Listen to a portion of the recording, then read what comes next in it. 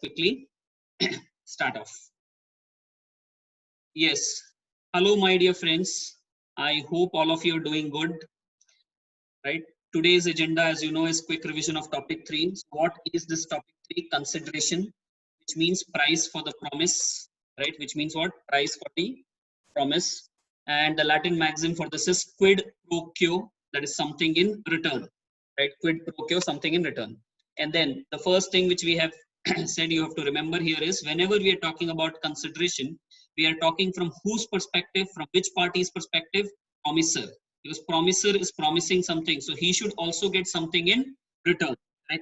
So thereby we have understood the definition, and with the help of the definition we always get some essentials. So here if you just look at the essentials, we said the consideration is an act, right? That is to do something or not to do something. So when we say not to do something, that is nothing but abstinence. Abstinence means always not to do something. It is always done at the desire of the promiser. It should be done by whom? Promisee or any other person. It may be past, present, or future. Correct. So it can be done by any other person also. So there is a possibility that some person who's not a party to the contract also can perform, and that will be treated as sufficient consideration for this promiser as well.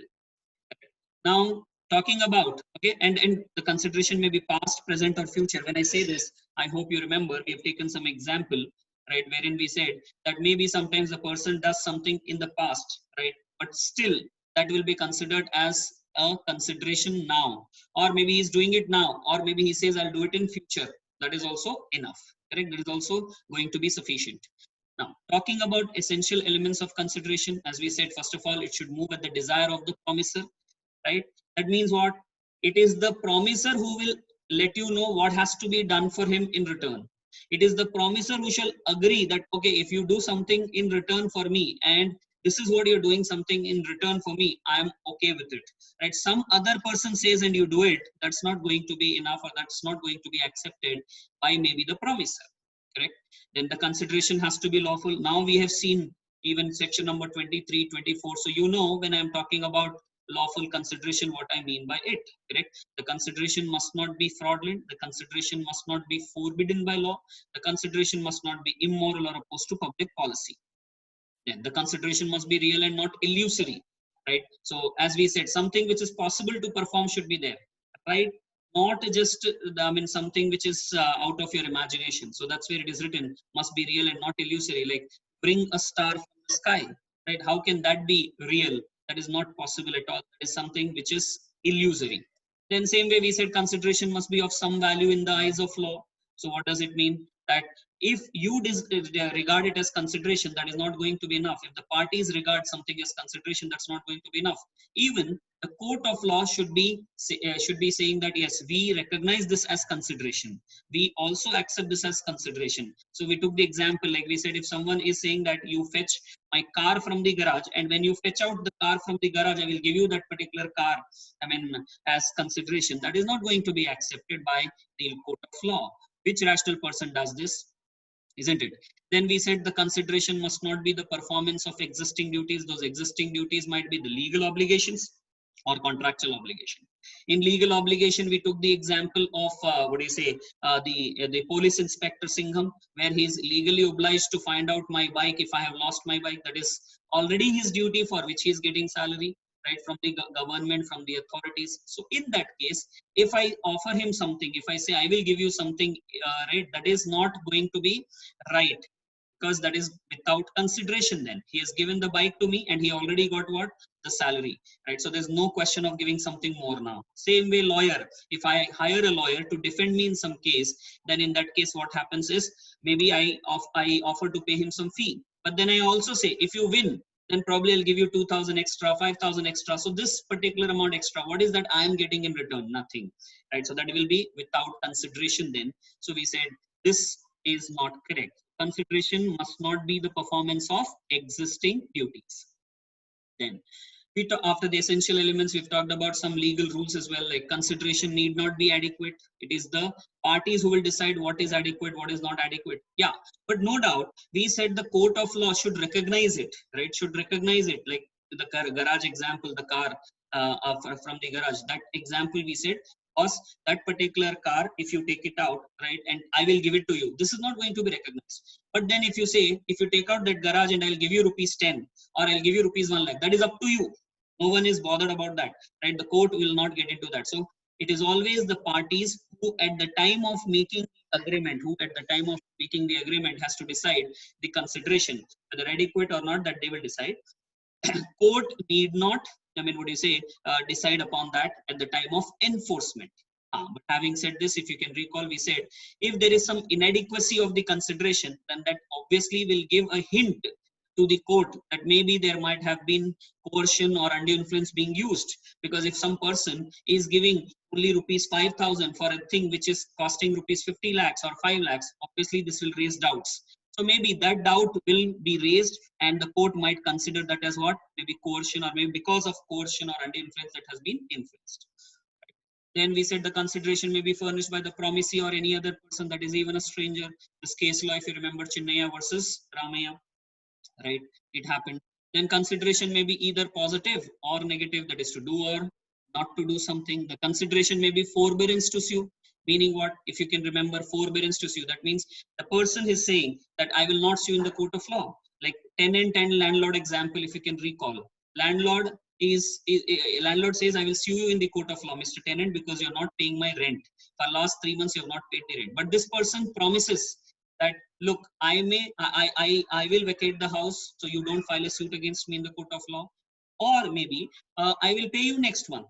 Okay, so he's promising this, and the landlord in return promises there that, okay, I will not sue you in the court of law, I will not take any legal action against you. So this is what is consideration received by that particular tenant. Is it okay? Law says yes, it is okay. The consideration may be even forbearance to sue.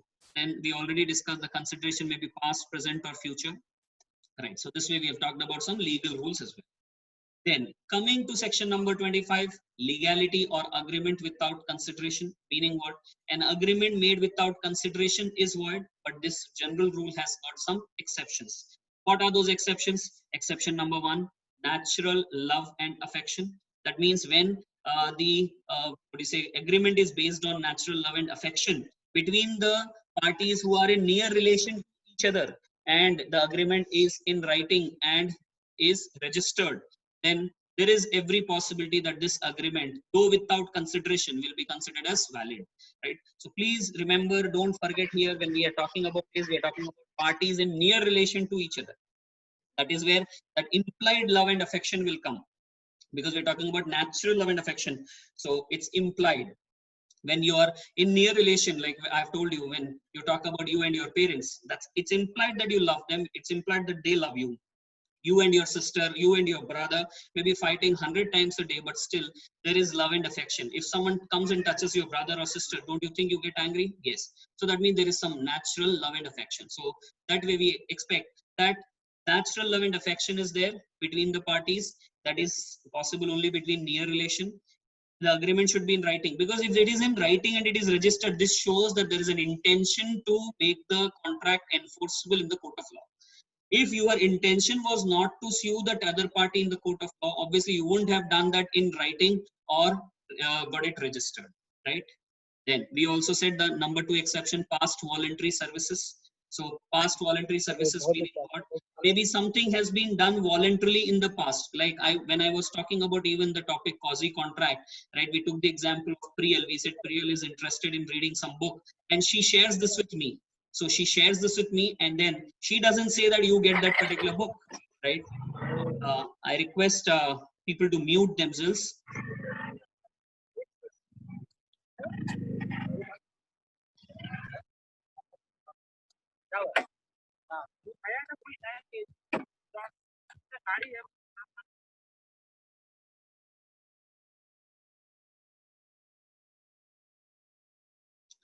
Yeah, so we were saying Priyal doesn't ask me to get that particular book, but I get it, right? But I get it without asking her, I get it, right? Or without, she letting me know, or she asking me, I get that particular book for her, and she accepts it. So voluntarily I've done, and then she accepts it. Then obviously, what she'll have to pay for it, right? You cannot say that she'll not pay. Or maybe if you remember, we were talking about that dog, right? Akanksha madam loses her Tommy Choo Choo, and then I get it for her. So this is already done, right? So you may say this is not the consideration which is recognized, but no, this is also acceptable. Then when we say promise to pay time bar debt, first of all, what is a time bar debt? Time bar debt means that particular debt, okay, which can be recovered by the creditor, or sorry, I'll say any debt can be recovered by the creditor within 3 years, or the creditor can take action against the debtor within 3 years. Within 3 years from where the due date. But let us say he doesn't take any action to recover that debt within 3 years, then the debt becomes time barred, meaning zero. But let us say that debtor comes forward and says, though the debt has become time barred, but I am willing to make the payment. So now the question comes, what is he getting in return when he's promising this? Is he getting anything in return? No, but still that is going to be valid, right? Provided what? It must be definite. The promise must be definite and express. It should be in writing, right? It should be signed by the promisor or his authorized agent. It must be time barred. The debt must be time barred. That is already the limitation period is over. So this way we have talked about another exception. Then gifts actually made. See, what is the difference between gifts actually made and natural love and affection? Natural love and affection means between near relation. This gifts actually made means between anyone. So when you're talking about gift, obviously there what happens, maybe no consideration is there, but still that can be valid. Meaning, if you remember, I said, Naman, I am giving you my flat, okay, as gift. So now, if I say this tonight or today evening and tomorrow morning I die, there will be a problem for him. So that's where it should be in writing, that gift deed. Okay, if there is a gift deed, that will become what? Valid. There is no consideration from Naman's side, but still it is going to be valid. And let's say I am alive, but then tomorrow morning I say that, no, Naman, I will not be giving it to you. He'll say, sir, you have already signed the gift deed, so you will have to give it. I'll say, no, this is without consideration, so it is void. That means you cannot enforce this particular contract. You cannot go to court of law. You can't do anything against me. Okay, can I say this? If at all I say this, do you think it is going to be acceptable? No, because the contract is valid as per this particular exception. Right, contract is valid though it is without consideration. So if I deny later, Naman can very well show that gift deed, and thereby I will be bound to give that particular house or that particular flat as a gift to him. Right, guys. Then creation of agency, section number 185 I've told you says that even without consideration, the contract of agency is valid. Then contract of bailment, contract of guarantee, these are special contracts apart from contract of agency, which is also a special contract. These are all possible that without consideration it can be there. Acha. What is contract of bailment? Bailment is a contract wherein some person who's the owner of the goods give the possession of the goods to another person for some purpose, and once that purpose is accomplished, the other person has to return those goods to the owner, right? Return, that means give back those particular goods to the owner, right? So this is called as contract of bailment. So I took the example of tent house. I have some function at home and I want some chairs, right? Birthday party of my daughter, so I want some chairs. So the tent house person is the owner of those chairs, and he sends those chairs to my house for what? Only birthday party. So I have to use those chairs for the birthday party and return those chairs to the tent house person, isn't it? So this is nothing but what? Contract of bailment, where he was the owner, transferred the possession of the goods for some purpose accomplished, goods returned. So this contract of bailment can be without consideration. That means he may not charge also. He may say, no, bhaiya, I'll not charge any consideration, any rental charges to you. This is quite possible. Then, what about contract of guarantee? Anyways, when the debtor and creditor are into it contract, or maybe the creditor says, see, I will give you these goods on credit only if someone gives guarantee. So the contract of guarantee is between the creditor and the guarantor. And here, the guarantor has not given any consideration. Not given, sorry, he's not getting any consideration. It is the principal debtor who got the consideration. He got that particular goods from the creditor. This fellow, the guarantor or surety, is not getting anything in return from the creditor. He is giving a promise that, look, if principal debtor doesn't make the payment, I will make it. But what is he getting in return? Nothing. But still that particular contract of guarantee is valid. Okay. Are you getting it? An agreement without consideration is void. However, there are certain exceptions where though the agreement is without consideration, it will be held valid. And what do you mean by it will be valid? It means it is enforceable in the court of law. That means we can go to court of law and get it compelled. Court of law can compel the parties to perform, correct? Whenever we say void, that means we cannot go to the court of law, or even if we go to the court of law cannot compel the parties to perform. Correct. Now, charity, if you remember, here there is a possibility that maybe I what do you say, decide to give some charity and on the do some charity, and on the basis of my commitment, the other person has done some commitment, right? On the basis of my commitment, someone else has done some commitment, then I'm bound. So if you recall this particular case law which was there, where a person said, "Arey, I will give you some." I mean, he said to the Maulvi, he said to that person who's taking care of that mosque that I will give some amount because the wall of that particular mosque has got damaged and it needs repair. So I will give the money, you get it repaired.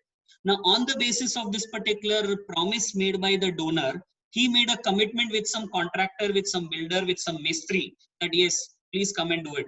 So now that particular promiser who said I will be donating amount is duty bound. Maybe you will say, sir, if that Maulvi has not done any commitment with the builder, mistri and all, then that promiser is not duty bound. Correct. So it's important to understand only when the commitment is made on the basis of the promise to donate, then the contract becomes valid. Correct. So why did it come here? See, because if I'm promising I will give donation, what did I get in return? Nothing. So there's no consideration, but still it can be valid if on the basis of my promise some other commitment has been made. Very logical point.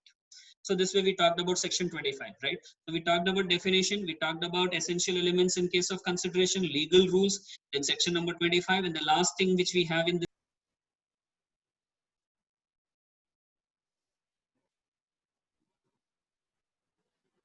Right, guys. So talking about doctrine of privity of contract. What do you mean by privity of contract? We mean privity as stranger to a contract. Stranger meaning maybe he is your relative, but then he is stranger to a contract, stranger to not parties, stranger to contract. So he is the one who's not a party to the contract, right? So the rule says, the general rule says that no person who is no person other than the party to a contract should be suing the other party in the contract, isn't it? So if A and B are the parties in a contract, then it is A who should sue B if B does something wrong, or B should sue A if A has done something wrong. Correct? But it is not possible that C, who's a stranger to the contract, sues this A or B for their defaults. So that's what we mean by this general rule. Achha, before that, I've told you what is doctrine. Doctrine means nothing but the legal principle which has universal acceptability, right? Legal principle, that means it comes out of the court or the case laws, and it is having universal acceptability, though it may not be a law. Correct? That's doctrine. So it is possible sometimes doctrines are adopted as law. Right.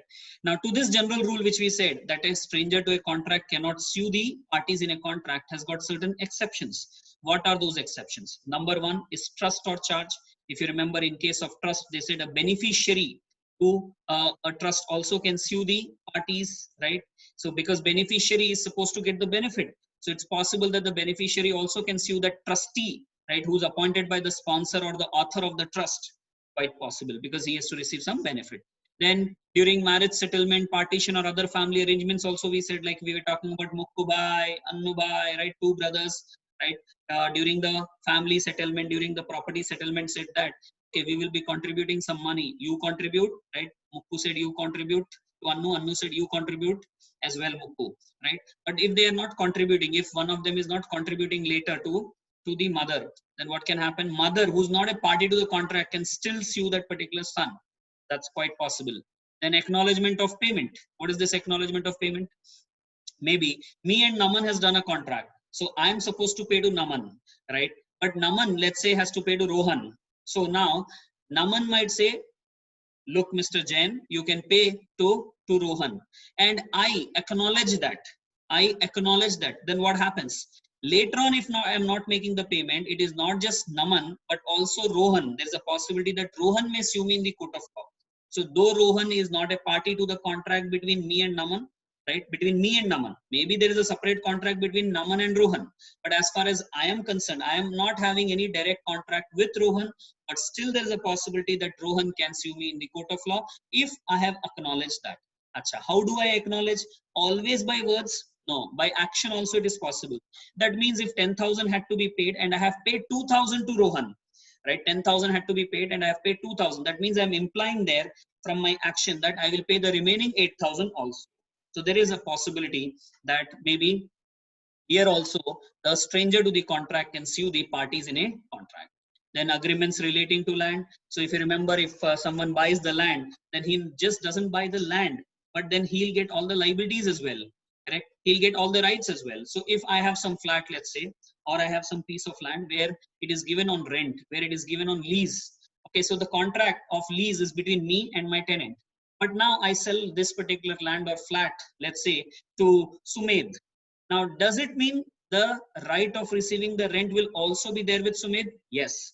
So in this case, if my tenant doesn't pay that particular rent, then can Sumit recover that particular rent from the tenant? Can he file a suit against that particular tenant? Yes. And the tenant cannot say, see, you are not a party to the contract. I had done that lease agreement or contract with Gautam Jain, so you are not the one who can sue me. No, it's quite possible here, correct? Same way if I talk about municipal authorities or maybe the other authorities who have to collect some taxes or duties and all, they can all they'll be able to sue Sumedh here. Now Sumedh cannot say, no, I have done contract with Gautam Jain only, so thereby you cannot sue me. No, they'll be able to sue Sumedh in case he's not paying the taxes and duties later. Then contract through an agent. I hope you remember what did we say here. Suppose I have an agent who's contracting on my behalf, right? So who will be liable? I will be liable. He's doing contract for me, isn't it? So maybe you will say, no, sir, agent has done that contract with that particular person, that particular, supplier. But then I can be held liable, right? He can sue, that supplier can sue me in the court of law, right? So thereby we are saying here, again, a stranger, maybe you'll say, I'm not a party to the contract, but stranger stranger can sue the other party, or maybe you can say that if there's a principal agent relationship, always principal can enforce the contract. Then we talked about holder in due course of a negotiable instrument. So first of all, who's a holder? Can you recall who's a holder? Yes, come on, recall who's the holder quickly. Holder. Sir, one who's holding the instrument is a holder. Come on, all of you, get up, guys.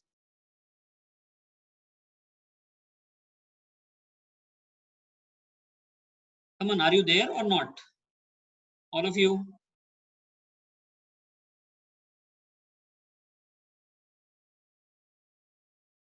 I'm not able to say anyone's message.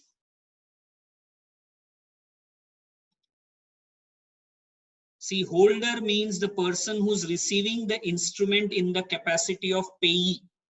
Suppose I say, Akanksha, you hold this instrument, she'll not become holder. Suppose I have check, say, Akanksha, go and deposit this check into the bank. She is not holder. But if I say, Akanksha, take this check and get the money yourself, right? Deposit it, and the money which you get, keep it with yourself. That means she'll become holder. So it's important to understand, any person to whom you give the instrument, so that you are making, or so that the other person becomes a payee, then that person is called as holder, right? Simply by holding it, you don't become holder. You should have the right to receive money on that particular instrument. Okay, now this holder, when will he become holder in due course? If he satisfies three conditions. What are those three conditions? The three conditions are, he should be taking the instrument in good faith, before maturity date, and for valuable consideration. If these three conditions are satisfied, that holder will become holder in due course. Now, what is the benefit of becoming holder in due course? He can sue any of the prior parties in his own name. Meaning what? Suppose there's a bills of exchange. Let us say there's a bills of exchange which was drawn by me on Dimple, and Dimple has accepted it.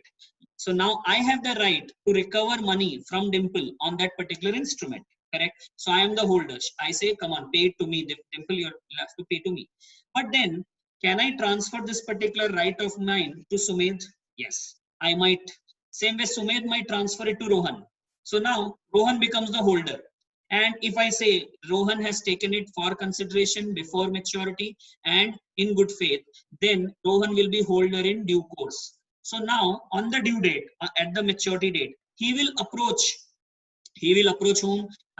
Dimple for payment, right? Because I have given my right to Sumedh. Sumedh has given to Rohan. So ultimately the right is with now Rohan. So Rohan will go to Dimple and ask for payment. But let's say Dimple doesn't make the payment, right? Then can can Rohan now sue Dimple or not? Now you say, sir, there is no contract between Dimple and Rohan. There was a contract between Dimple and Gautam Jain. So if Dimple has done something wrong, then who should sue Dimple? Gautam Jain. Yes, that is the general rule. But because we said that Rohan is a holder in due course to this negotiable instrument, that is why it is possible that he can sue himself, Dimple. Correct? Yeah, Priyanka, you're right. Right? It is possible that Rohan can sue Dimple here.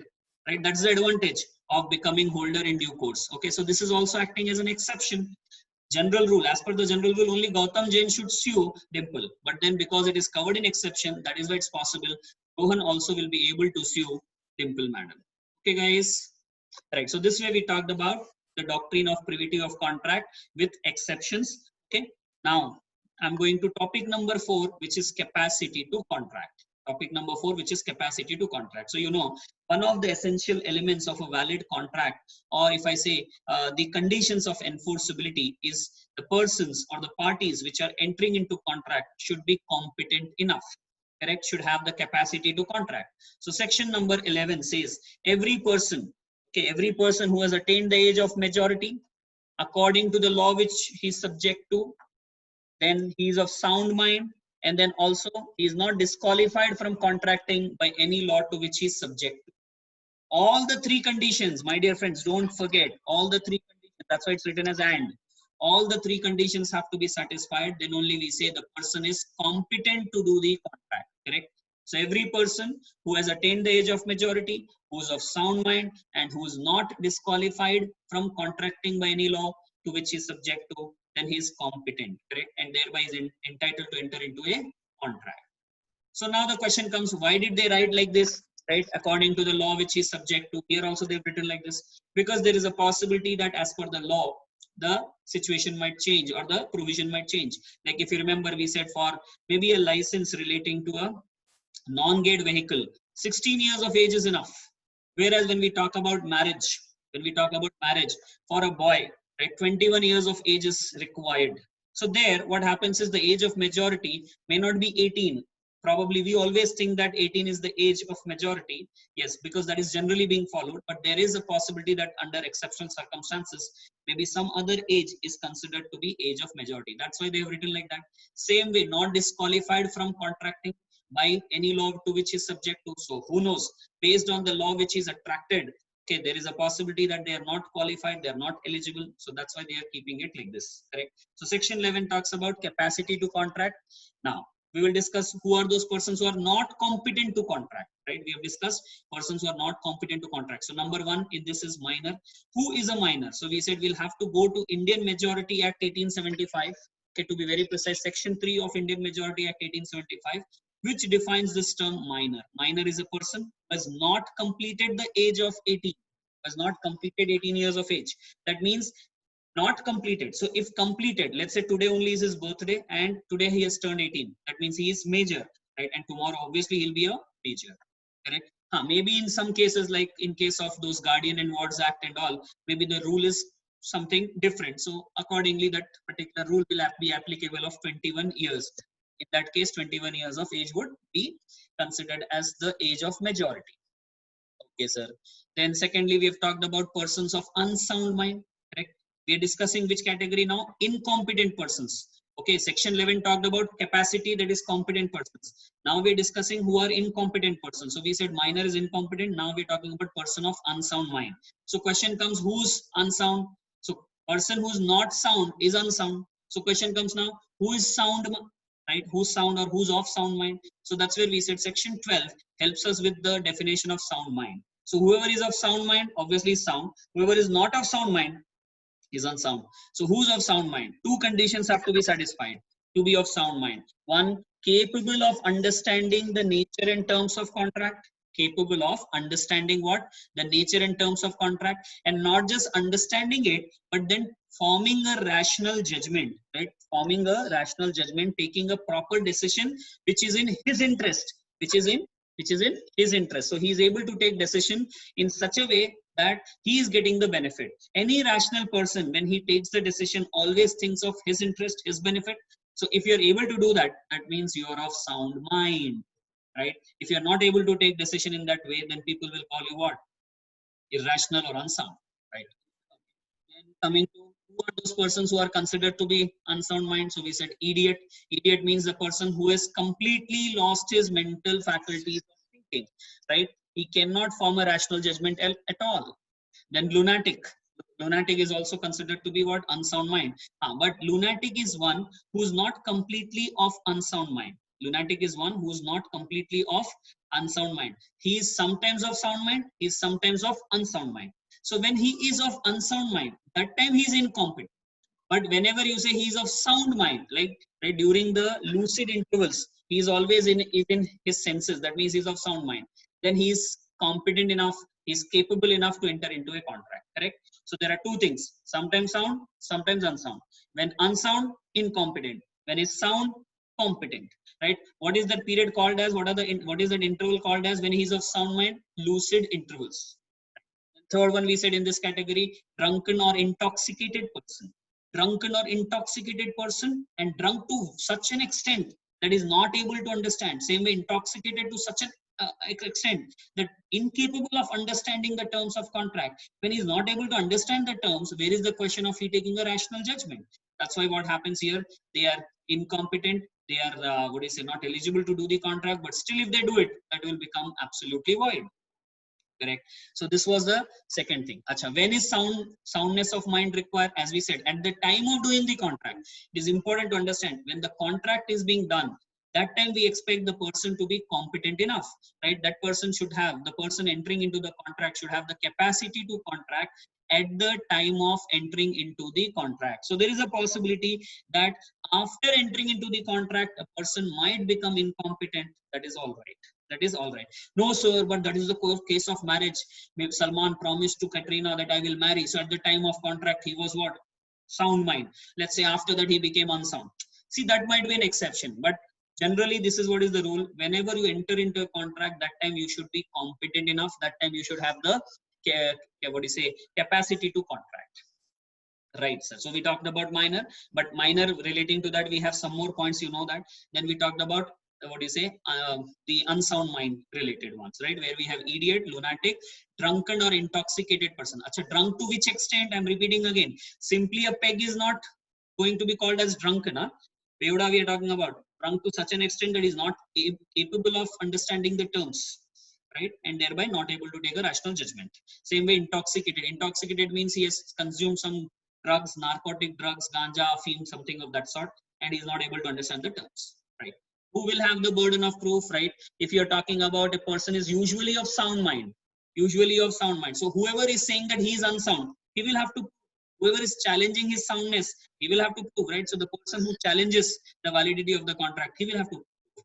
Where a person is usually of unsound mind, right? Where a person is usually of unsound mind, the burden of proving that he was sound, right, lies on whom? The person who wants to continue the contract.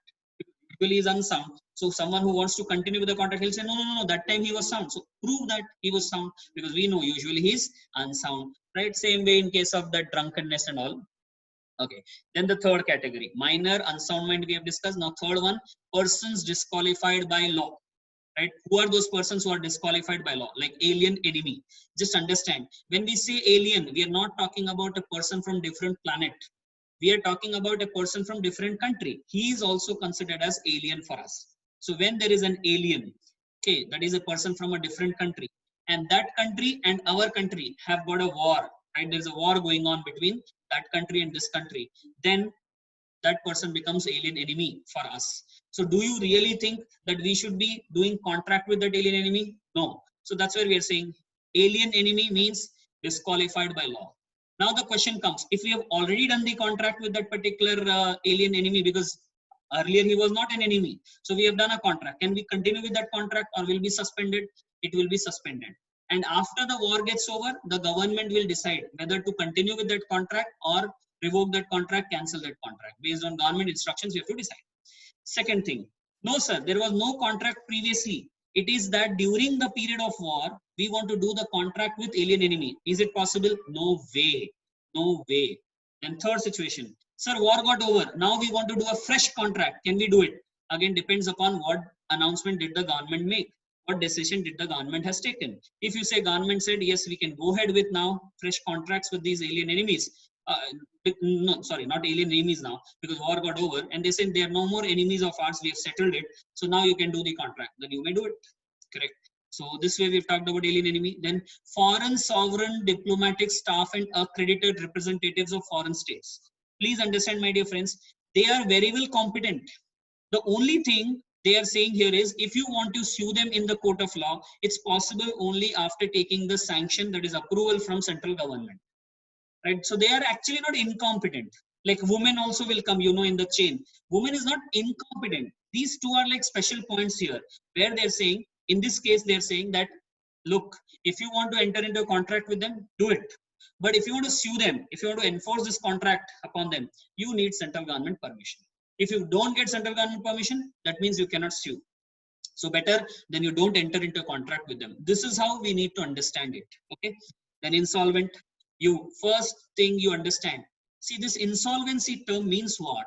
As we said, the person who is having liabilities far more than assets. A person who's having liabilities far more than assets. Simply you say liabilities more than assets will not make a person insolvent. Far more than assets. So let's say 1,000 rupees is the liability and asset is only worth 100. This is like really huge difference.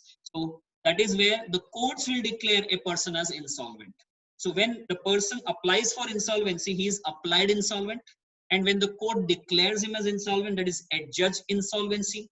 And when he's get discharged from insolvency, later when he get discharged from insolvency, he's discharged insolvent. Now question comes out of these three: applied, adjudged, and discharged insolvent. Who is incompetent? Adjudged.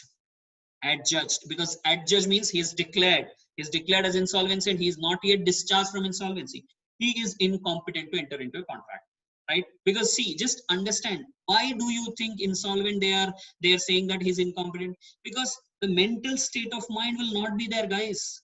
Just understand, you don't have money and you have huge liabilities with you. Do you really think you can think rationally? Come on, answer. Do you think it's possible that you think rationally? No, it is not possible. Guys, are you there? Yeah. So that's where they're saying he's incompetent. But you will say, sir, he has some assets. At least he has assets worth 100 rupees, you said in your example. So at least to the extent of 100 rupees, he can pay off his creditors, he can clear off his debts. So for that purpose, he need to sell those assets. He need to do some contract relating to sale. Yes, that is why what court said is, this insolvent is incompetent and we will appoint someone called as official assignee or receiver, who will be like an agent of this insolvent, and that particular agent will do the contract. So they will vest the property of insolvent with that assignee or receiver, and that assignee or receiver will do the contract with some other person, with third party, of sale of this property, get the money and then pay off to the creditors to that extent. Okay, to that extent. So what will happen to other creditors? 1,000 rupees. In my example, I said 1,000 rupees creditors are there. So 100 rupees only they'll get. What about 900 rupees? Forget it. Gone. Right? He's discharged. The insolvent is discharged from all the liabilities. Okay. They can't do anything now. This is how it happens. Okay.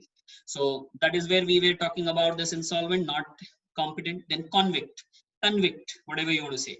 A person who's alleged means what? There are some allegations against him. Ilzam hai uske khilaf. Now those allegations are proved. That means he is found to be guilty. Then he will be punished. So I will say an alleged person is proven guilty is called as convict, because he'll get punishment. He may get imprisonment. He may go behind the bars. So now just understand his mental state of mind. Do you really think he'll be competent enough? Do you really think he'll be thinking as a rational person? No. So that's why law said he's not competent to enter into a contract. But when he comes out of the jail, when he comes out of those bars, is it possible that he can enter into a contract? Yes. Or sometimes he may get a leave also. They may give some leave. Like this Corona period also, they have given some leave to some prisoners. So in that case, yes, there is a possibility that they might enter into a contract. Then company. When is company incompetent to contract, or a corporation or a body corporate incompetent to contract? When, let us say, the Companies Act do not permit, or the memorandum of association, which is a constitutional document for the company, doesn't authorize them, doesn't permit them that is the time we'll say they are incompetent. Otherwise, they're competent, correct? Then women, as I've told you, I'm repeating again. We are not saying that woman is not competent to contract. Woman is very much competent enough to enter into a contract. Only thing is, what we're saying is, when woman does some contract for supply of necessaries, then husband can be made liable for that. That means she will be considered as an agent of her husband, and she will not be made personally liable. It is the husband who will be made liable. Okay, so this is also some special point. It's not that woman is incompetent, but woman will not incur liability, personal liability, and for supply of necessaries. Achha, I hope you remember necessaries. You have not forgotten necessaries. Necessaries means what? Come on, guys. Necessaries means what? Food, clothing, right? Or maybe you'll say, sir, shelter, medical expenses, education. These are considered to be necessaries provided. You look at the status of the person and you look at the quantity. Like I have given you example relating to Mukesh Ambani's son. He's having maybe 11 suits and he buys 12th also. Probably it is necessity. Probably. I cannot say for sure. Okay, it can be necessity. But if I am buying 12th suit, you'll say, sir, what? Your profession doesn't require you to wear suits on a daily basis, right? 1 or 2 is fine, 3 or 4 maximum fine. 12, no. The 12th suit. Okay, I'm talking about that suit. Okay, blazer. So, do you think that is a necessity? No, right? Based on the status of a person and based on the profession he is in, right? Many other factors, we will decide whether it is necessity or not. And one more thing which we have to look into is the quantity which you have, right? If you are already having something in abundance, then that can't be called as necessity. And that can't be called. I already have 10 suits and I'm going for 11th one. That is clothes, no doubt. But clothes based on the status and quantity is now in this example is not necessity. Okay, right. So we were talking about that necessity. Now coming to nature and effect of minors agreement. First thing we have understood from the case law Mohar Bibi versus Dharamdas Ghosh that the contract done with or the agreement done with minor is void ab initio, void from the very beginning, right? Void from the very beginning. Then secondly, we have understood no estoppel against minor, meaning what? What do you mean by estoppel? What do you mean by estoppel? Can't deny. Come on, guys. Okay, what do you mean by estoppel? Can't deny. So when we say no estoppel, what does it mean? It means negation of negation becomes what? Positive. So when I'm saying estoppel means can't deny, that yeah, you're right, Priyanka. No estoppel means can deny. Correct, Rohan, you're right. So no estoppel. That means he can deny always. He can deny always. He can always say what? I'm a minor. I'm a minor. He can plead his minority. Correct. So that way he can escape. He can escape his liability. He can escape the obligations which he has undertaken.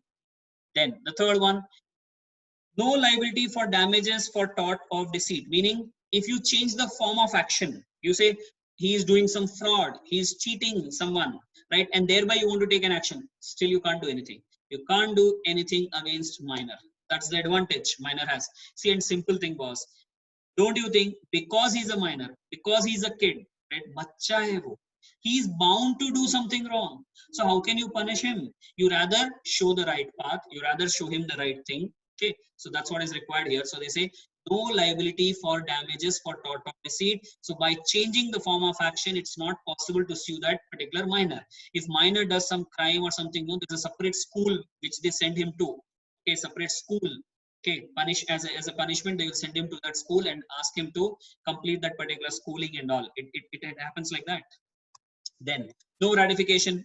First of all, what is ratification? Subsequent approval, right? Subsequent approval. That means approving it later. So to elaborate on it, I have told you, when a person doesn't have the authority, but still does, and later the person who has the authority says okay, that means he's confirming the act of the person who doesn't have the authority. He is said to have ratified the act. Right? He is said to have ratified the act. So when a person is a minor, he doesn't have the authority to contract. So is it possible after becoming a major, when he becomes competent, he can ratify his previous acts? Can he ratify his previous acts? No. So no ratification. Minor cannot ratify his acts even after attaining majority. But don't forget this thing. If let us say 100 rupees is due during minority, later he becomes a major and he contracts for another rupees 150, let us say, and now he makes a fresh promise saying that 150 plus 100, 250 is what I will pay. He's promising that I'll pay 250, 100 rupees of that time and 150 of this time, then 250, yes, he is liable for. But suppose you say, sir, there is no fresh contract. There was no contract after attaining majority, no 150 rupees contract. And he makes a fresh promise saying that I will pay the past 100 rupees. Is he liable? No. That is what no ratification. Are you getting it, guys? I hope you're clear with this. If not, I'm repeating once more. If a minor, okay, a person is a minor and he has done some contract wherein he's saying that I'm going to be, he says that I'm liable for rupees 100. Okay, he's actually not liable. Minor is not liable. Then once he attains majority, he does a fresh contract and incurs a liability of 150. Okay, but promises to make the payment of 250, previous 100 and now 150. Is he liable for 250? Yes, he is liable for 250. Okay. However, there's no fresh contract after attaining majority. There's no fresh contract after attaining majority.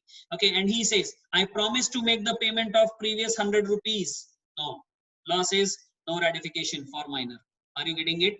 So understood? No, fresh contract, and thereby he is saying that I'm liable for 250. That's okay. But then simply saying I'm liable for 100 rupees, which was a debt incurred during minority, that is not okay. Right, sir. So no ratification. Minor cannot ratify his acts after attaining majority as well. And restoration of property or minor, meaning what? Minor takes the money from you, takes some property from you, right, by misrepresenting his age. Can you recover it once you know that he was a minor? Can you recover it back? Can you restore? Can you ask him to restore it? Can you ask him to give it back? Answer is yes. If it is under his possession and it is traceable, correct? If the same is traceable in his possession, then it is possible that that particular money or property can be recovered from him, right? Provided it is traceable, it is in his possession and traceable. So if you say, sir, with that money he has bought, let's say, a mobile, can we take back that mobile? Yes. No, sir, that money is with him only. So can we take back that money? Yes, that's also possible. But if it is not in his possession and it is not traceable also, we cannot trace where that money has gone, then you can't do anything, right? Dimple, I think you've understood the example which I took. Then beneficial contract. Minor can be a beneficiary. Minor cannot be liable for anything, but minor can always be a beneficiary in any contract, correct? Then minor's property liable for necessaries. Minor's property liable for necessaries. Yes. Right. Quasi contract also we are seeing now. Section 68 says what? Someone was asking me this doubt as well. Let's see, Mayank, I think. Mayank, please listen to me carefully if you're there. Section 68 says what?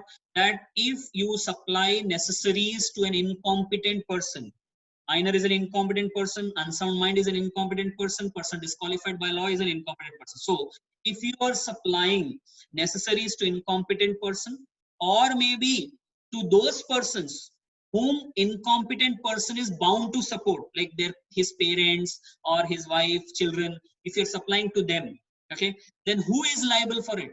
That incompetent person is not personally liable. Rather, the property of that incompetent person will be held liable. Now you'll say, sir, if there is no property, then what? Then you cannot get anything. Sir, we will sue him and see to that he goes behind the bars. No, he can't go. That's what we're saying. He will not incur, the incompetent person will not incur personal liability. It is only what? The property, the estate of that incompetent person which will be held liable. No, sir, it is not written in the contract like that. That is where we said quasi-contract, quasi-contractual obligation. Law has said like this. Law is imposing obligations like this on the estate or the property. Am I clear? So this point comes from where? Section number 68. Okay, section number 68. Then minor can be a partner. Yes, minor can be a partner. But remember, if I am a major and I want to start partnership with a minor, that is not possible. But let us say I am already having partnership with Darpan sir. Both of us are major, and now we want to take Naman, who's a minor, as a partner. Will it be possible? Yes. So that way minor can be a partner, but again minor can be a partner for only benefits. He will not be held liable for anything. Then minor as an agent, yes, minor can be appointed as an agent. But then what will be the problem? Suppose I've appointed Naman, who's a minor, as an agent. Minor I've appointed, okay, as an agent, and minor does something wrong. Then can I hold this minor liable? No. I cannot hold this minor liable. I cannot make this agent liable for anything. So that way that my risk will increase. So better I shall not appoint. Okay, better I shall not appoint. Law says that if you want to appoint, you appoint. Okay, but then practically speaking, we shall not appoint. We shall always, prevent ourselves from appointing minor as an agent. Then minor as an insolvent, no question of it. Why so? Because in that case, what would happen is uh, uh, minor can never become insolvent because he doesn't have liabilities at all. So where is the question of he becoming insolvent? Then contract of apprenticeship, yes, minor can become apprentice like you will become. Akanksha, yes, sorry. Akanksha says principal will be liable. Yeah, principal will be liable. But if principal wants to take some action on that particular agent who's a minor, they will not be able to take, because if agent does something wrong, principal will take action against agent. But if agent is a minor, how will they take? So the risk increases. That's why I'm suggesting that better not to appoint agent as, minor as an agent. Okay. Namit says something. Yes, so sir, minor is not even liable for necessary if he doesn't has any properties in name. Yeah, that's what Namit. Namit, yes, you're right. Then let me take doubts later. Huh? So you can note down if you have any doubt. Okay. Otherwise, you just say yes or no when we are having some doubt. Yes. Doubts later, please. Yeah. Now, contract of apprenticeship. Yes, it's possible. As I said, it's you will also get into internship, but two conditions are there. One is you should be at least of the age of 14 years, and secondly, it is what you should be physically fit. Then minor is competent to negotiable instrument. Yes, he is competent. As we said, he'll not be liable, but he can become, like in promissory note, he can be a promisee, or he can be some endorsee. Bills of exchange also the same thing. Then comes the question of liability of minor's parent or guardian. No, even minors parent or guardian are not liable legally. Law doesn't make them liable. Okay, it is only out of moral obligation, social obligation, that they say, "Arey, our kid, no, he has done something, now let us take up the liability." But as such, law doesn't make them liable. Okay, parents or guardians are not liable for the acts of the minor. Correct. So this way we have talked about topic number 4, capacity to contract. Now let us quickly recall even the topic number 5, free consent. Okay, so what do you mean by concerned? Concern means nothing but consensus. That is nothing but agreeing upon the same thing in the same sense. That is nothing but meeting of minds, right? So this way, or consensus ad idem. Consensus ad idem also means what? Concerned, agreeing upon the same thing in the same sense. So this is given in section number 13, concerned. Right? 11 was what? 11 was capacity to contract. 12 was sound mind. 13 is concerned. Okay. Achha, this Salmon, this one of the experts, one of the jurists, one of the judges said, I will use the word error in consensus when there is complete absence of concern. And I will use the word error in causa when there is a concern but it is not free. He came up with this terminology and people accepted it. People also started using, like it happens now. Maybe let's say Sumed. Sumed, I say, Arey Sumed, I will call you as Prince. Okay, I'm a teacher and he's my student. We are in the class. I say, Sumed, I will call you as Prince. So now don't you think you guys also will start calling him as Prince? Is it possible or not? Yes, you do that. You do that, right? Same way, it so happened that Sumed, sorry, not Sumed, Salmon said that error in consensus is what I will use when there is complete absence of consent. People also started using it, and that's why we are also discussing it. Okay. Same way, error in causa means when the consent is there but it is not free. Now, 14, section number 14 says what? Free consent. Free consent means what? Consent which is obtained by the free will of the parties. And how do you know that it is obtained by free will of the parties? When the consent is not induced or caused by, not induced or caused by what?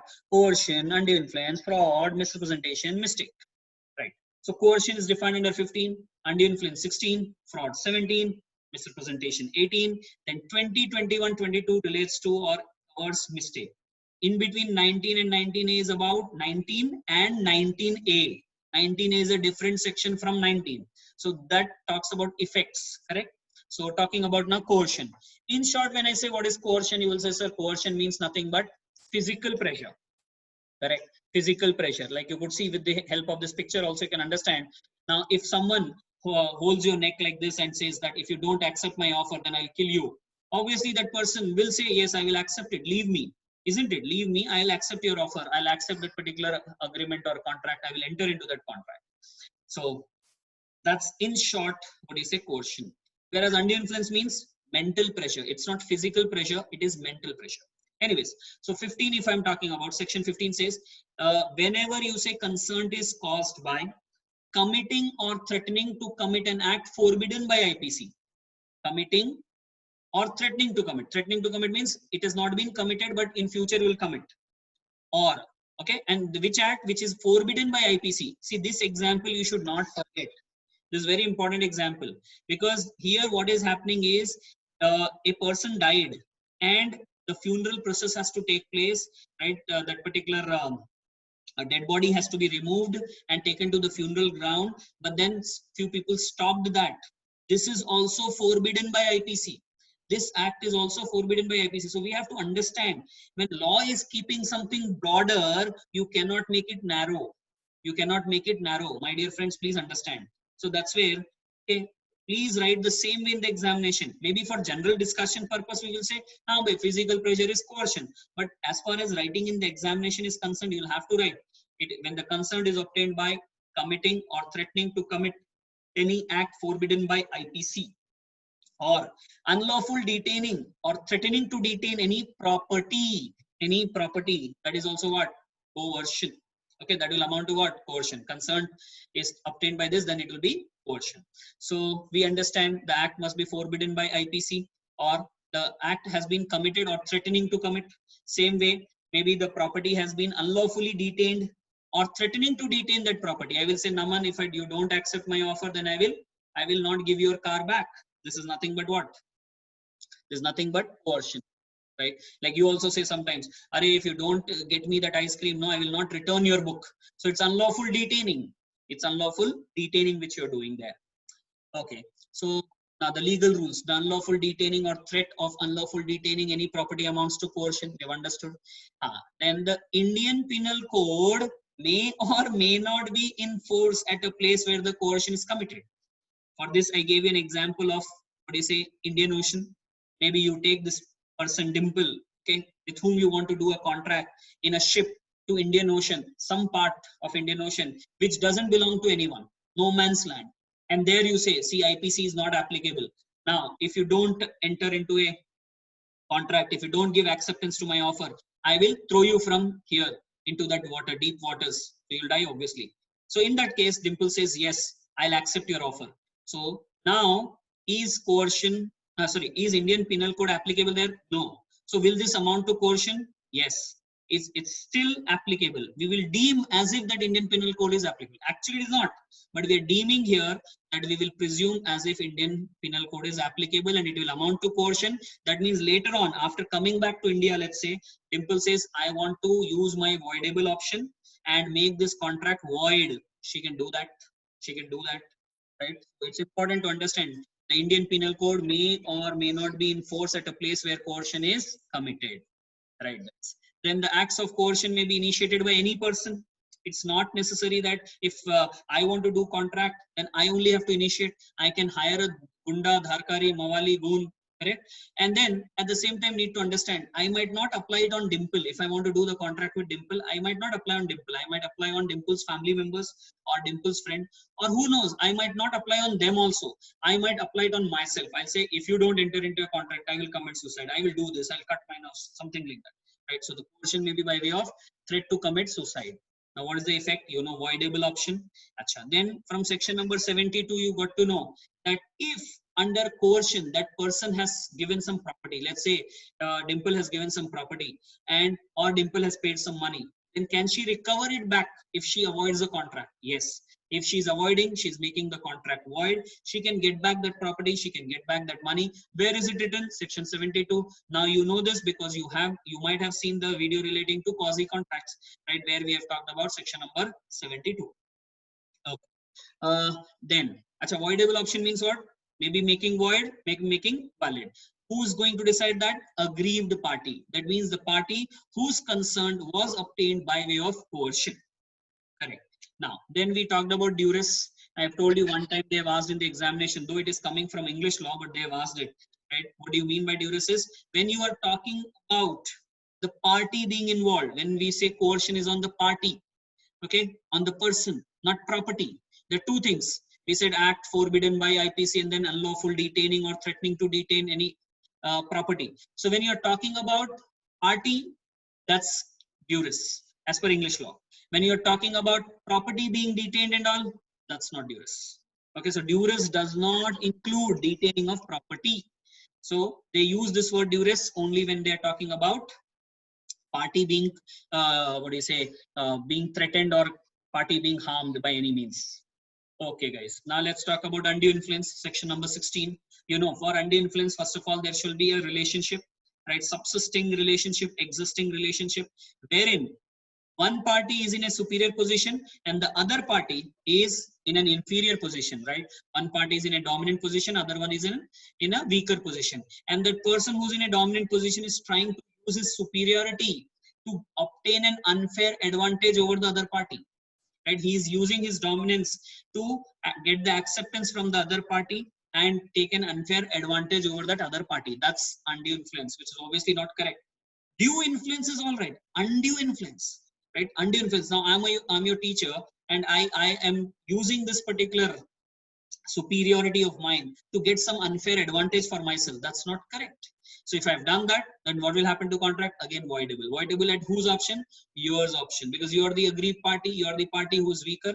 You will be given that option to decide whether you want to continue with that contract or maybe discontinue with that contract, right?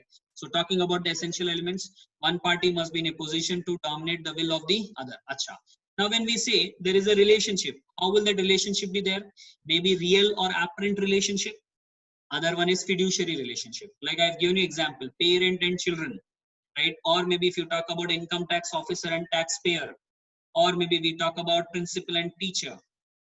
These are all what? Real or apparent authorities, right? Police officer for that matter, right? So those are real or apparent authority. In real or apparent also you can differentiate. Like if you could see clearly here, police officer and this accused is real, is apparent authority, means deemed to be real. Actually it is not real. Parent and child is the best example to tell you what is real. Income tax officer and assessee or the taxpayer, you can say it's real. But this police officer and accused deemed to be real, thereby apparent. Or sir, I don't want to use this. Okay, you simply say real or apparent. You don't differentiate also, it's fine. I have just given out of my interest what exactly is the difference there. And then second, we said fiduciary relationship. That means relationship based on trust and confidence. Relationship based on good faith. Okay, now you're trusting me. So there's a relationship between us. Which relationship? Fiduciary relationship. That's why you've joined these classes. Correct. So now when the person, okay, have some relation with other person based on trust and good faith, it's called as fiduciary relationship. Like if you talk about trustee and beneficiary, spiritual advisor and his disciple, that is guru and the bhakt, or solicitor and client. I hope you remember solicitor means what? Come on, I hope you remember who's a solicitor. Please tell me who's a solicitor quickly.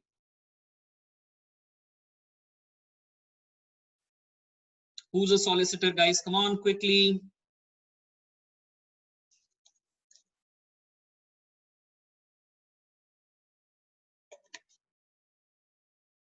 No one is replying. It's really surprising.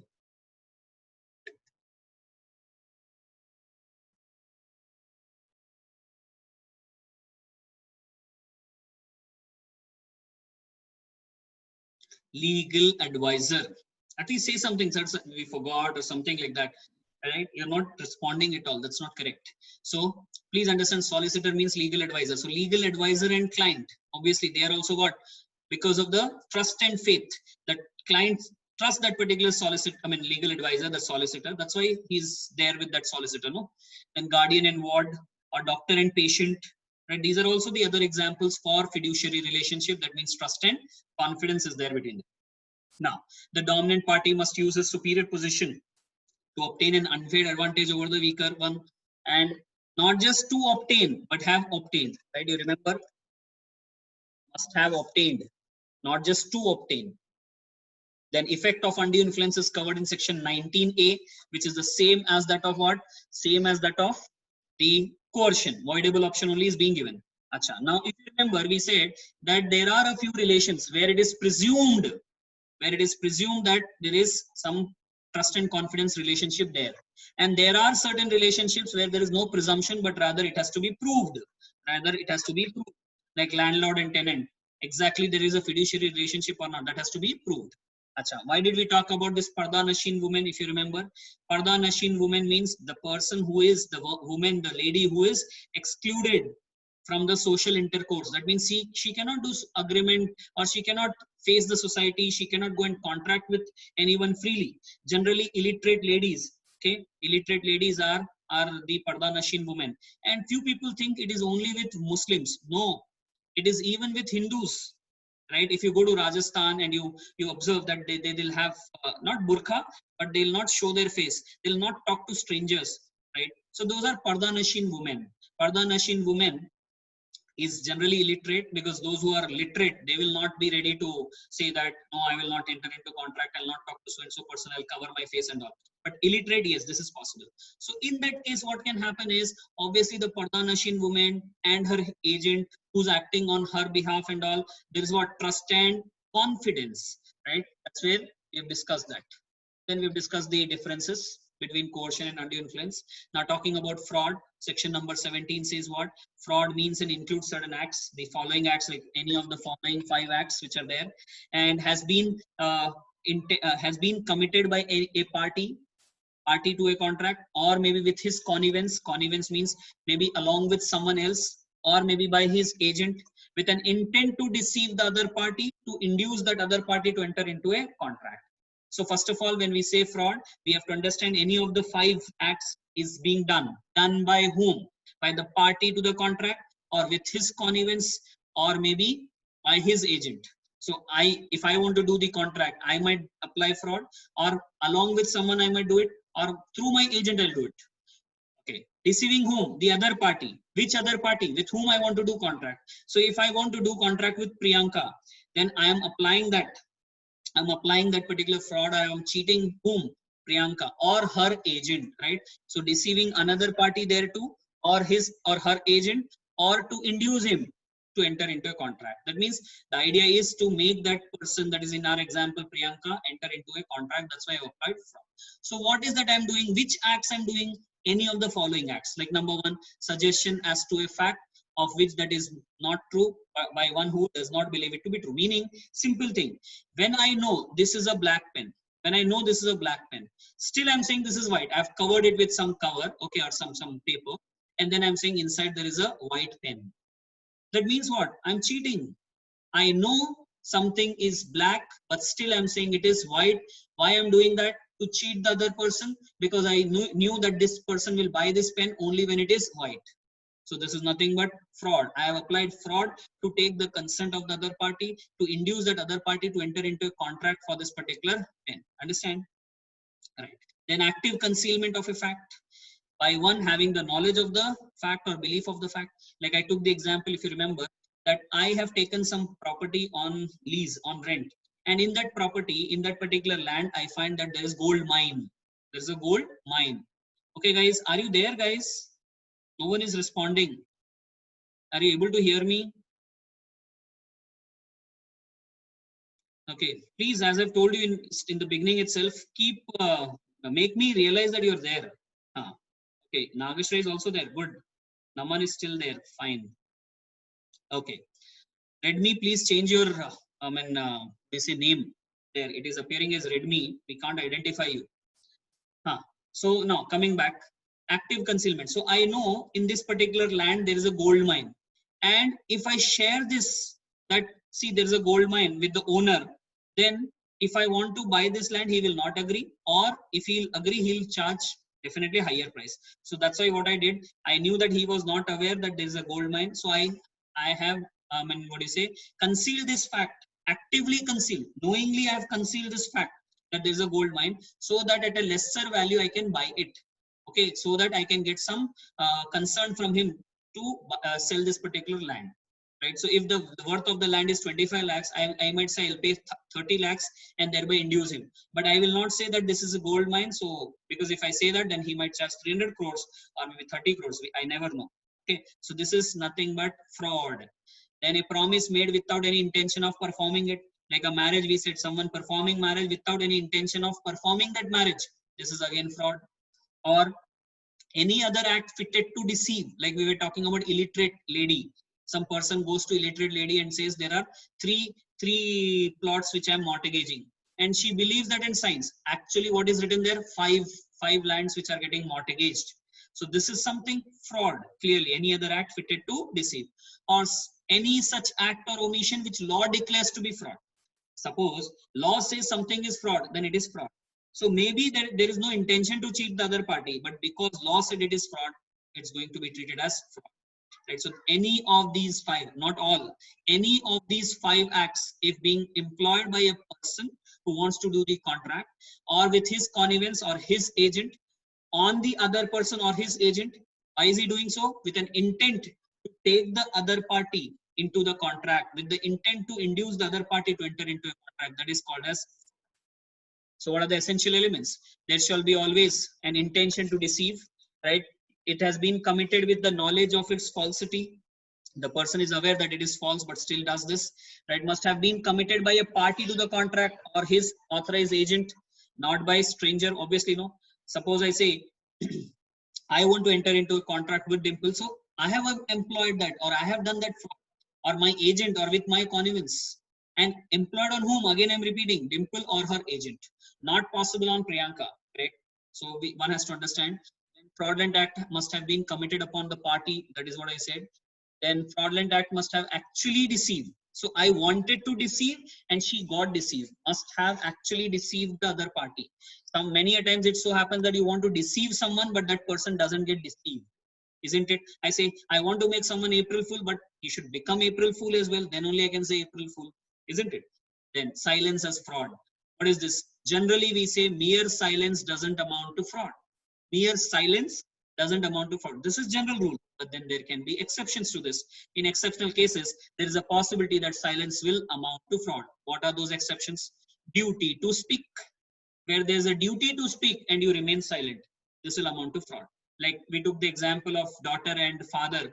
So now here the relationship is such where if father knows that something is wrong in that particular contract which the daughter is doing with him, he should reveal that, but he doesn't. So here the silence of father will amount to what? Fraud.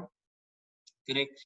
Like we took the example of insurance also, where you know now if you specify your right age, maybe you'll be charged higher premium. That is why what you did, when the person has said that this is your age, I'm writing this is your age, you kept quiet, right? That means what? That will amount to fraud.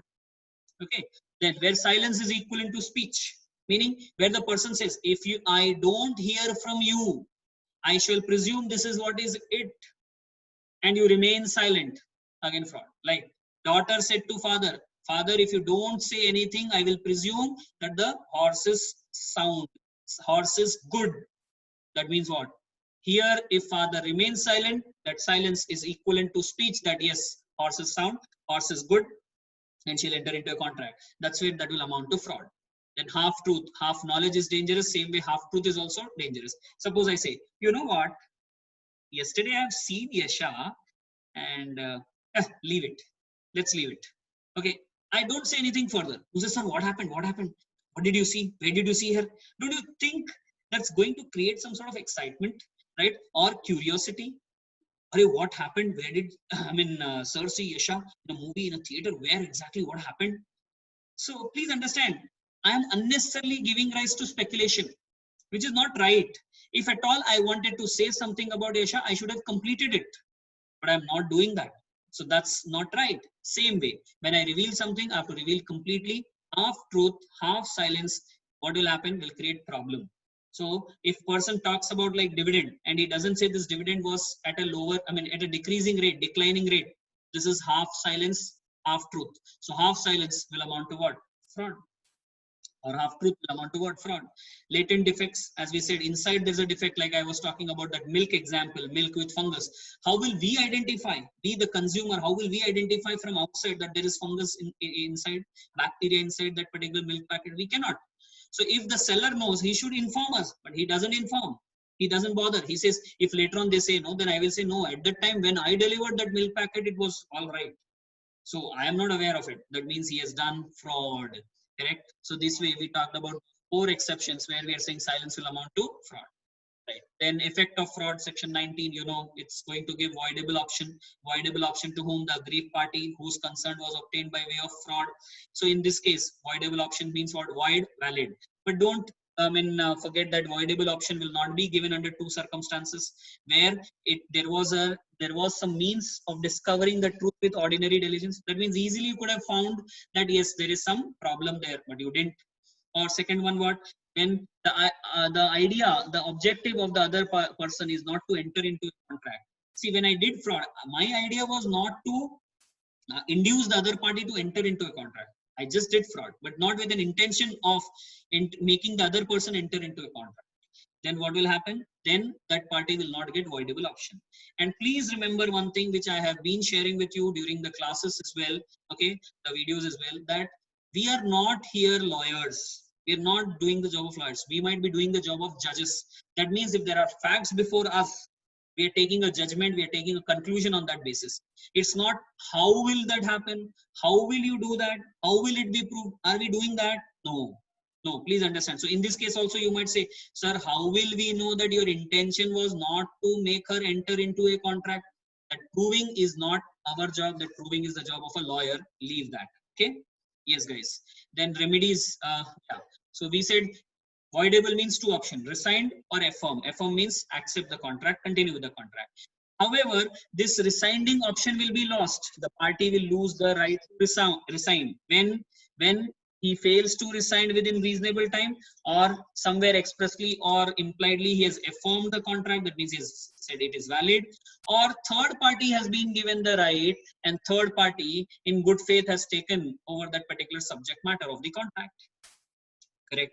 So this way, three circumstances where the aggrieved party will lose the right to resign. So I repeat again, voidable option first thing, but voidable option will not be there in the two circumstances. What are those two circumstances? One, where there was means to discover with ordinary diligence, and second, there was no intention to induce the other party to enter into a contract. Now, in voidable option, void and valid is there, but void option will not be given. That is, resigning option will not be given if maybe fails to resign within reasonable time, or expressly or impliedly affirm the contract, or third party has been given the right over the subject matter of the contract, but in good faith, that too in good faith. This all. Plus, apart from this, aggrieved party will get the right to claim damages also. And who will have the burden of proof? The person who wants to get relief. Always that person, correct? In the case of undue influence, the weaker party will have to prove. In the case of coercion, who will have the onus of proof, burden of proof? That person who's saying that coercion was applied on me to take the concern for the contract, isn't it? Yes. Now coming to misrepresentation, section number 18. So if you remember, we said there's a thin line of difference between fraud and misrepresentation, and that's about intention. Intention. If intentionally that is done, okay, then it becomes fraud. Unintentionally that might have happened, then it is nothing but misrepresentation. So representation means statement of facts, and misrepresentation means what? Innocent misstatement of facts. Innocent misstatement of facts. Right? So it includes a positive false statement made without any basis for information. That means I didn't have a proper source for information, but I made a positive statement which is false. So you can't say I've done fraud because my intention was not that. Okay, it just happened because of lack of information or proper information. Or breach of duty. If you remember, this breach of duty I said is nothing but actually like a constructive fraud. Because if you don't do your duty once, twice, thrice, and that too innocently you have not done, fourth time people will say boss will not accept it, this is becoming too much. So this can be called as fraud in future. So that's where we said you have to be careful. So breach of duty which brings an advantage to the person who's committing it will be misrepresentation. Okay, but slowly it may become fraud. So this particular part is called as constructive fraud also. I'm repeating again, if in exam they say write about constructive fraud, okay, 2 marks, so you have to write 2-3 points, you'll have to explain this properly. Then inducement of mistake about subject matter. Inducement of mistake about the subject matter, that is also going to be what? Misrepresentation. It can happen, right? You applying misrepresentation in such a way, or I mean, because of your representation, the other person mistakes or makes a mistake there, is mistaken about the subject matter. That will also be what? Regarded as misrepresentation. So misrepresentation must be of material facts. Fact, first of all, it is fact, not opinion. Right now I'm taking this session, this is a fact. I'm speaking, this is a fact. You're remaining silent there, you're muted yourself, this is a fact. You're typing, this is a fact, not opinion. But you're listening to me, that might be opinion, because I don't know whether you're listening or not listening. You might have been in this session but now distracted, who knows? So that's opinion. We're not talking about opinion, we're talking about misrepresentation must be a fact, that to material fact. Material, immaterial nahi. We're talking about materiality here. Something really going to make a difference. Correct? Then misrepresentation must be false, but the person making it honestly believes it to be true. Then misrepresentation must induce the other party to enter into a contract. Misrepresentation must have been addressed by one party over the other party who got misled, and then misrepresentation should be made before or at the time of entering into the contract. Then anyways, act which constitute misrepresentation are positive and warranted. This I've told you. Then effect, same as fraud. Only thing is damages cannot be claimed. Same as fraud, I repeat, but not damages. Then coming to mistake. What is mistake? Incorrect belief about something, right? I have committed a mistake. That means I have some incorrect belief about something. It's not that some other party has done anything. My mistake was, oh, I'm sorry, my mistake. We say this, right? Many a times, daily basis, at least 100 times we might say, hey, my mistake, I'm sorry, my mistake, I have done a mistake, right? It was my mistake, I trusted that person. Okay, so it's not other person's fault. What you're saying is it's my mistake. Okay, mistake means you take it upon yourself. Okay, so this is incorrect belief about something, and because of which what happens? If you have done a contract, later on, will you get voidable option? No, you will not get voidable option. Law has already decided, law has predefined this thing that if there is a mistake, then whether the contract should be valid or whether the contract should be void. The option doesn't go to the party who is mistaken. Okay, it's law who has decided or have decided that yes, this is valid or void. So now talking about mistake, mistake can be of two types: mistake of fact, mistake of law. Mistake of fact can be on both the sides, that is bilateral mistake, or only one party is under a mistake, then it is unilateral. Bilateral is covered under section 20, unilateral is covered under section 22. Mistake of law can be of again two types: mistake of Indian law, mistake of foreign law, right? This is covered in section number 21, 1L, you can say 1L, right? So that way. So now when I talk about bilateral mistake, when both the parties are under a mistake relating to certain facts, that two material facts which are essential to the agreement, what will happen to the contract? Obviously it is void. Both of us are into a mistake, both. Then how can you keep it valid? There's no possibility. Court of law also will not compel any of the parties, right? So essential elements of a bilateral mistake must be of both the parties, must be of the essential fact of the agreement, right? Must be about existing fact. Then essential facts which render the agreement void. Mistake about subject matter, right? Now when you're saying you are mistaken about something, what are you mistaken about? The subject matter, that is existence of that. That means I thought maybe goods are coming in that ship. You also thought, that is why we have done that contract, that once the goods comes, I will give it to you. But you and me were not aware that already the ship has sunk and the goods also have sunk. So now this is mistake about the existence of that particular goods only. Or mistake of title, mistake, I thought maybe you are the owner of that particular car, but actually you are not, so my mistake. Or quantity, quality, price, identity, there can be a mistake of this sort as well. Mistake about possibility of performance also, right? Whether it will be possible or not. For that, I mean, that also I've done a mistake. Now I said I will take a quick revision session in 45 minutes. That was my mistake, right? Maybe I thought 45 minutes, but actually what is happening is it is exceeding 45 minutes. So please understand, this is quite possible that maybe possibility of performance can be mistaken. And you know, whenever we talk about impossibility to perform, whether the fact of impossibility is known or unknown to both the parties, still the agreement will be void. I am aware or not aware, you are aware or not aware, whatever. We have done a mistake. Both the parties have done a mistake, it will be void.